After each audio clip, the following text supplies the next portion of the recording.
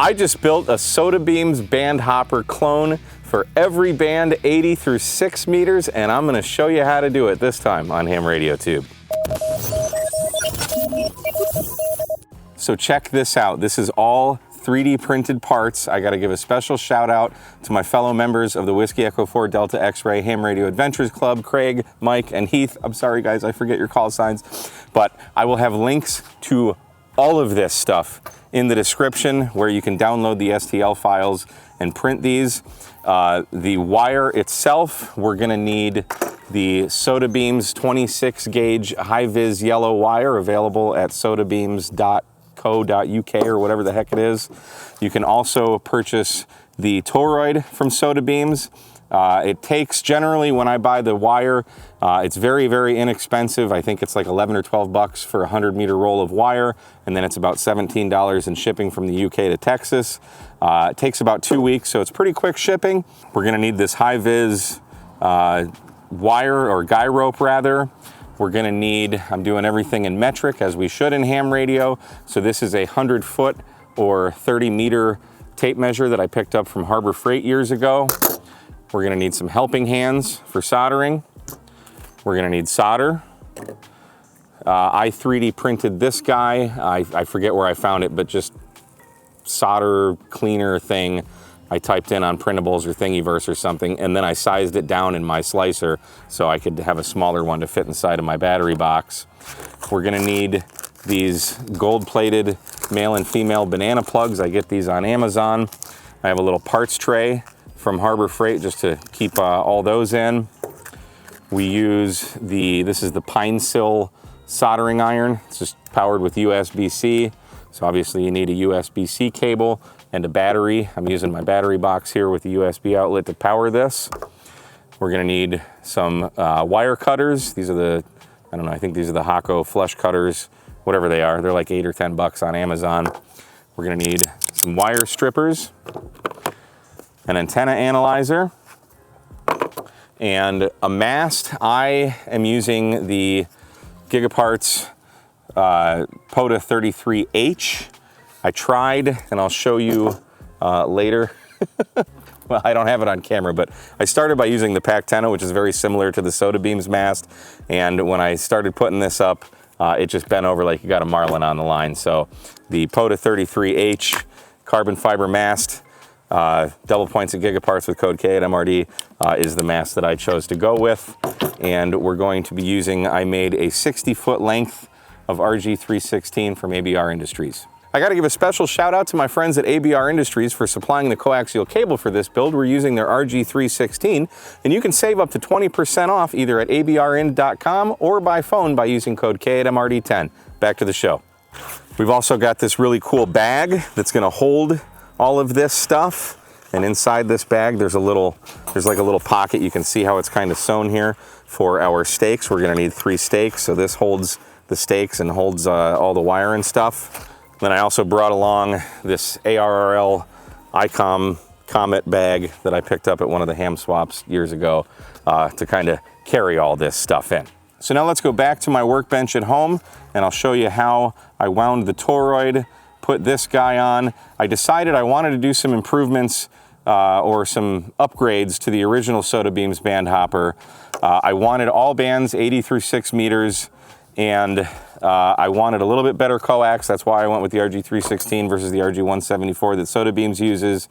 And instead of having the coax permanently affixed to the kind of ballon / center thing here, I decided to use a female BNC, and then I've got BNC males on both sides of this just so I can unplug it. Maybe I want to use a different coax, or maybe I need a shorter one, longer one, whatever, depending on how I deploy it. So it's a little more versatile, and I have every single band 80 through 6. So let's go back to the shack and I'll show you how I build the center insulator. Then we'll come back out here and I'll kind of talk about how I'm cutting and soldering and doing all the stuff to actually make this thing resonant. Now, I've done all of the links already. I've calculated everything except for the 6 meter link, because that's gonna go on first and we need to attach that directly to our insulator. But I will show you how to tie the wire to the insulators so we can get that cool Sotabeams knot thing going. So the first thing I want to do is I'm going to take 61 centimeters of this RG316, or 2 feet. Okay. And that is so we can make our connection to the antenna. And we'll cut it right there at 61 centimeters. To calculate my wire measurements, I use an app called HamAntCal on iOS, and you just type in the frequency. So for example, let's go 50.125, hit calculate, and each leg is a quarter of a wavelength, so 1.44 meters per leg for the 6 meter band. We're gonna cut them long and then just repeat that process for all the other bands you wanna make.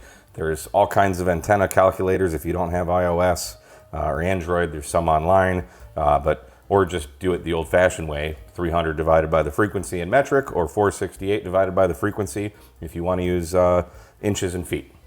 Now I need to install the BNC female on the coax, and this is the kind where you have to solder the pin to the center, and I'm not very good at this, so this will most likely be very highly edited, but we're gonna give it a shot.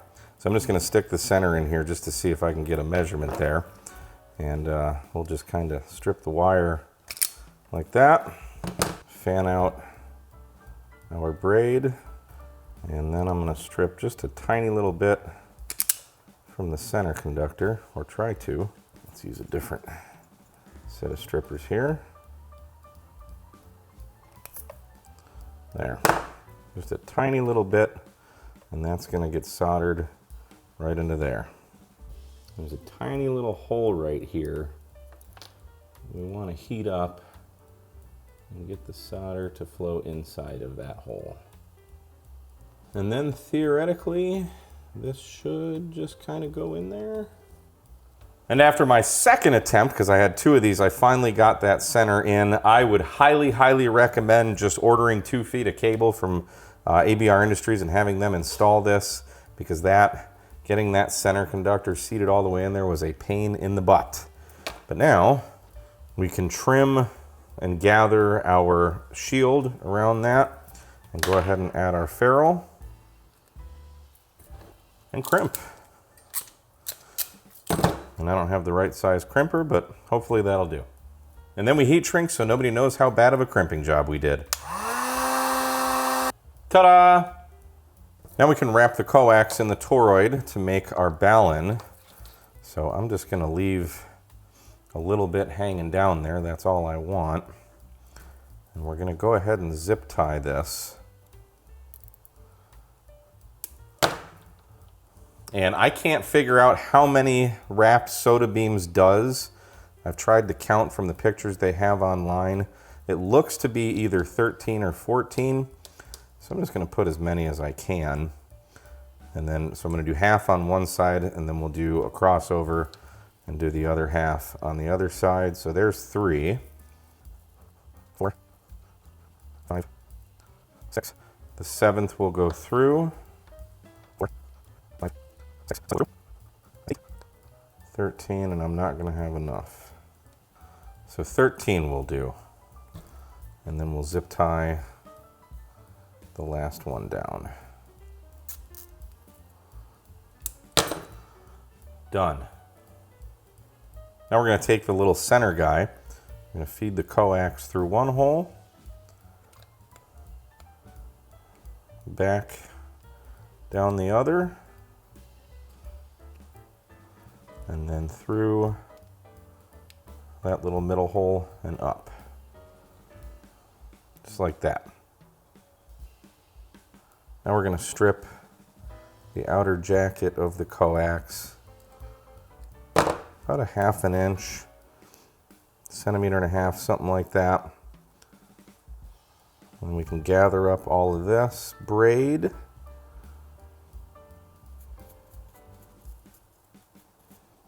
Get that off to one side. And then we'll strip the center conductor. So we can solder both of our first elements to the wire. So for the 6-meter elements, I've cut them long. I've cut these to 180 centimeters each. We're gonna go up from the bottom, down this first hole, across through the second hole, back through the first hole,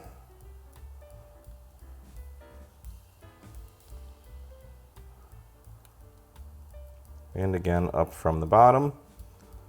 I'm gonna leave a little bit extra and then we can push it back through once we're done, which in fact I have too much, so I'll do that now. We'll do the same for the other side. Up, down the hole, come up from the bottom, back down the hole, and back up the other hole, just like that. Now I've got the wires stripped and twisted to the shield and the center conductor.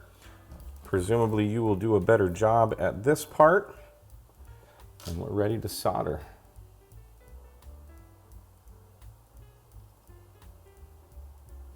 Done and done. And along every step of the way, you really should be checking for continuity. On the first one I tried, I heated this up too much and shorted those, so we want to make sure we do not have continuity there, but we do have continuity between our center conductor and our shield, or excuse me, our center conductor and our, whatever, you know what I'm talking about. Center conductor to that one, ground to that one, and they don't short anywhere. So we're good. Now we can just tidy this all up by pushing the rest of the coax down pretty much flush, almost, just a little bit sticking out, and then we can feed that back through the other side and push it out towards the balun we made. And now we need to make some strain relief. Sotabeams does put like hot glue here. I'm not a hot glue fan, so I'm just gonna leave that the way it is, but if you wanted to cover that with hot glue, you could do that. Next, we're gonna take two 1-inch or 2.5 centimeter lengths of heat shrink. This is the 1/8 inch, the smallest size that comes in here. I'm gonna slide it through the wire. And here's the tricky part. We're gonna heat this up and then quickly slide it through the middle there. Like that. And then we're going to get a zip tie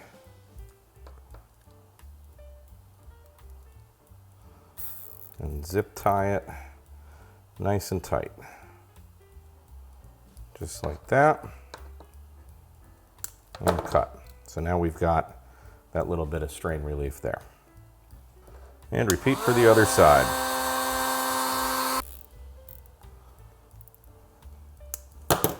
All right, that part's done. On to the next part. We're going to take the end of our wire and we're going to measure 7 centimeters. I actually like to go 7.1 centimeters and make a little fold back here. And this is the Sotabeams knot. We're going to come from behind on this side. We're going to wrap the wire under, so the loose end's going to go under the long end, and over and down in the hole. Okay, cinch that up, and then we're going to take this loose wire and wrap it over and under like this. So we have this kind of loop thing going underneath it. Tighten that down, and that way we're going to do this with every single insulator here, so we have the exact same amount of wire every time. And then later, when it comes time to actually tuning this, we're going to solder on the BNC, or the male to this side and the female to this side. So let me show you that again on the other side. 7 centimeters. Make your fold. Come in from behind. Wrap it under, through the hole. Cinch her down, and then over and back under.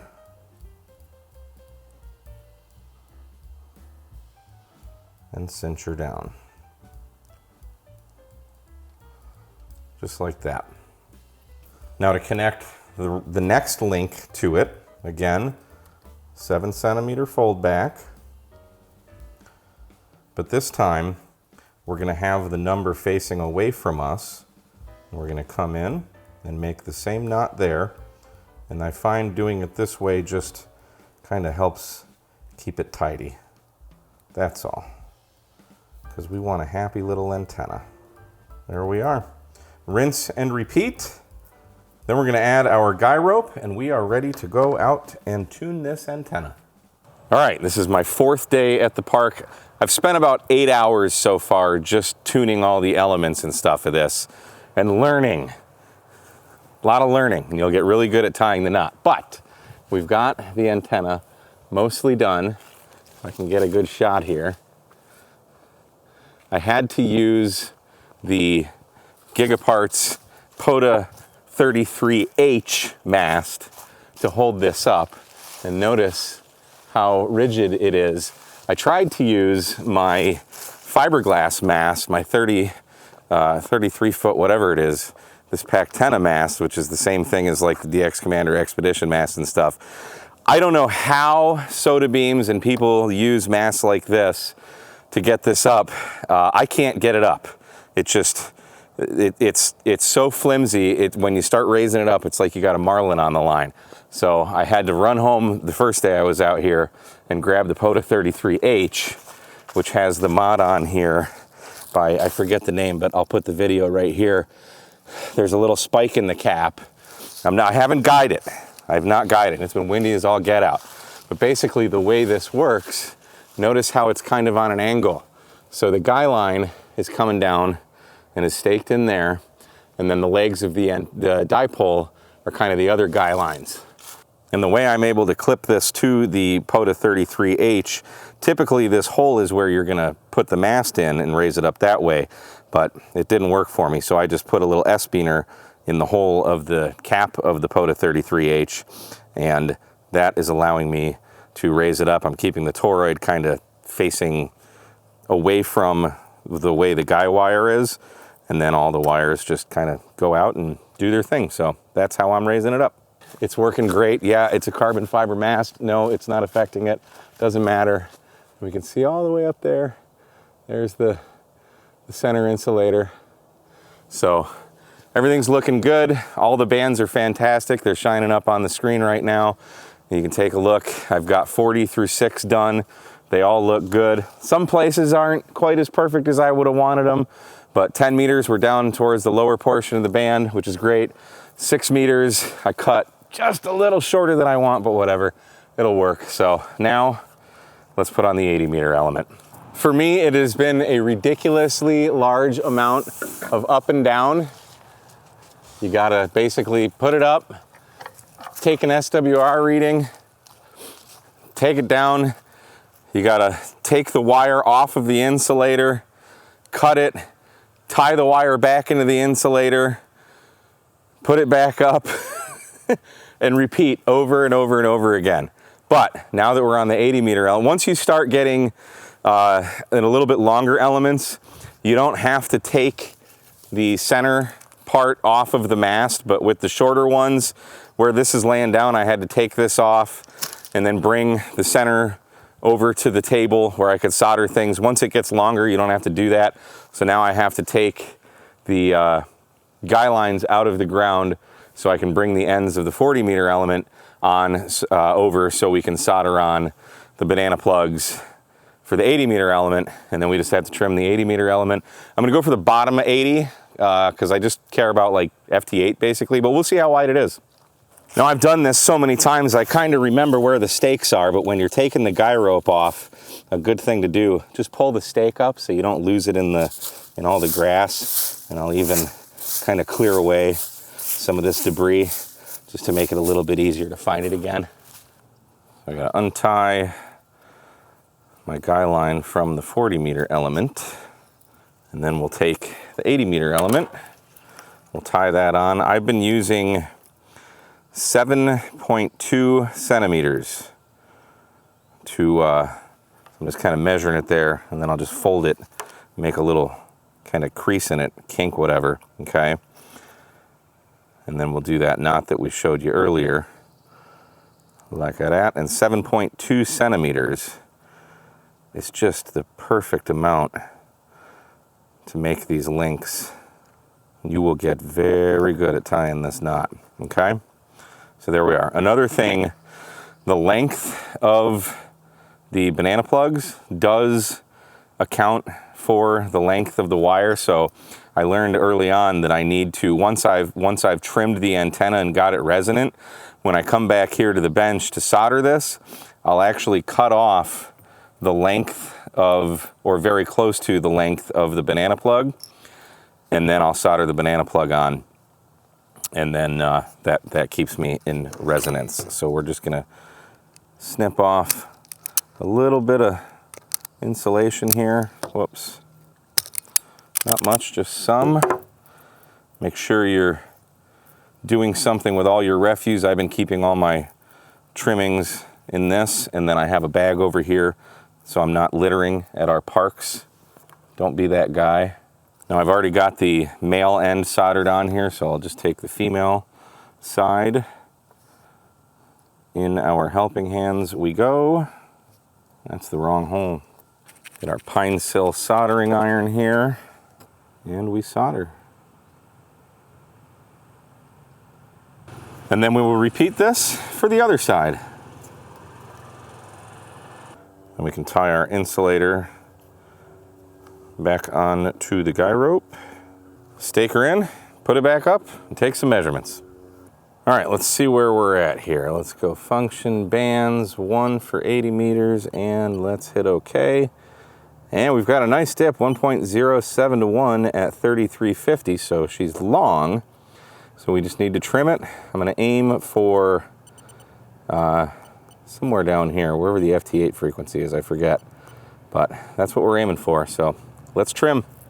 So we get to lower the mast again, grab our tape measure and our wire cutters, untie our element to be trimmed from the insulator, and guess how much you need to cut. I'm gonna start small. I know it's not gonna have much of an impact, but me and math aren't friends. I'm sure some of you smarter people have formulas. I'm gonna cut off, let's say 7 centimeters on each side. So we've got our cutters here. Don't throw your wire on the ground. I like to put it in my mouth. Get a little something to snack on. And then I'm going to take the end of the wire, 7.2 centimeter fold back, tie it back onto the insulator. Then we do the exact same thing on the other side, put it back up, take another SWR reading, so we'll see what happens. So update on progress. I've made 1, 2, 3, 4, 5 cuts. We started at 7 centimeters, that didn't do anything. Then I went to 10 centimeters, 20 centimeters, 30 centimeters, and 40 centimeters off of each leg of the dipole. And we're finally getting in the band. We're 1.08 at 3538. I'm aiming for 3573, which is the FT8 frequency. So I'm gonna cut off, I'm thinking another 25 centimeters on each leg, and we'll see what happens. And I should have done 20 centimeters, but we're close enough. Look at that. At 3583, we're 1.07 to 1. At 3573, we're 1.1 to 1. I think that's good enough. Not terribly wide banded. We're not going to get the whole band of 80 meters with this. Was never expecting to, but with a good enough tuner, I suppose you could get up there. So final lengths, where did we end up with each element? I don't usually do this, but this antenna took so gosh darn long to make. I'm going to show you. I still recommend you do the math, cut them long, and trim to resonance wherever you want it resonant in the band. Let's go take a look. And the way we'll measure this, I'm just calling the outside edge of this tape measure 0. So I've kind of lined it up with the edge of the insulator. So we'll go from here on down. 6 meters to the end of the insulator there. We're about 1 meter, 28.4 centimeters. For the 10 meter band, we're about 2 meters, 42 centimeters to the end of the insulator. Keep in mind, we still have this 7.2 centimeter kind of tie off there. For 12 meters, we're 2 meters 70 point, about 6 centimeters there. 2 meters 70, call it 2 meters 71 centimeters if I really stretch it. 15 meters, again, we're measuring to the end of the insulator. 3 meters 17 centimeters. 17 meters, we're roughly 3 meters, 73 centimeters-ish. 20 meters, we're about 4 meters 86 centimeters. For 30 meters, we're about 6 meters 79 centimeters. For 40 meters, we're about 9 meters 63.8-ish centimeters. And all the way down at 80 meters, we're about 18 meters 87 centimeters. Now when it comes time to put the antenna away, we're gonna start at the ends, take our loop, and just start winding on our winder all the way to the beginning. Then we can take our pouch, put our stakes. There's a little slot in there for those guys.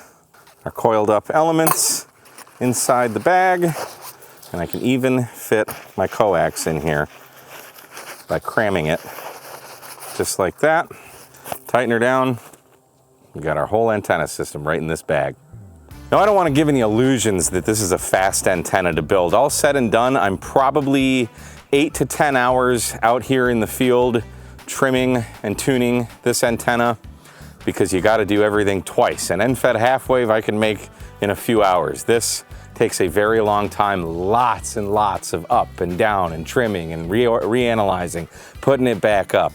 But the good news is you only have to do it once, and when you're done, you have a resonant dipole for all of these bands.